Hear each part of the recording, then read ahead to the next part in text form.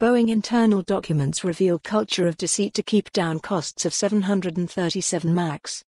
Boeing released more than 100 pages of documents to Congress on Thursday detailing internal messages that reveal how, during certification of the 737 MAX, company employees spoke of deceiving international air safety regulators and Boeing's airline customers, and successfully fought off moves over several years to require anything but minimal pilot training for the new airplane. The documents also confirmed that Boeing rejected a proposed system safety upgrade to the MAX on the grounds that doing so would add cost by triggering a need for all pilots to have flight simulator training to qualify to fly the MAX. Just this week, Boeing finally relented and is now recommending flight simulator training for all pilots before the MAX returns to service.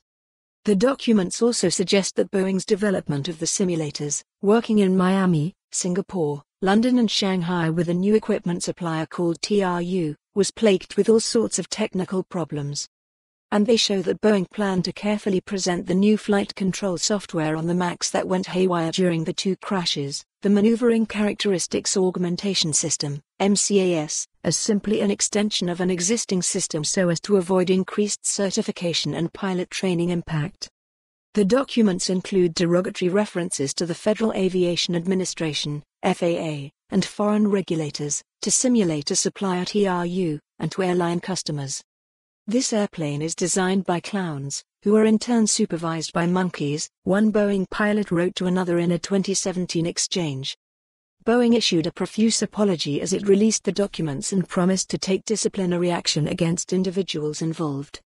"We regret the content of these communications, and apologize to the FAA, Congress, our airline customers, and to the flying public for them," Boeing said. "The language used in these communications, and some of the sentiments they express, are inconsistent with Boeing values." A Boeing official added that the communications involve a small number of employees, primarily Boeing pilots and other personnel involved with the development and qualification of its 737 MAX simulators. Rep. Peter DeFazio, Dior, chair of the House Committee investigating the 737 MAX, called the newly released documents incredibly damning. They paint a deeply disturbing picture of the lengths Boeing was apparently willing to go to in order to evade scrutiny from regulators, flight crews, and the flying public, even as its own employees were sounding alarms internally, DeFazio said. One exchange related to Indonesian airline Lion Air is particularly chilling. In June 2017, a month after the first MAX was delivered to Malindo Air, a Malaysian subsidiary of Lion Air Group, one Boeing pilot wrote, "For more on this story, visit the news article link."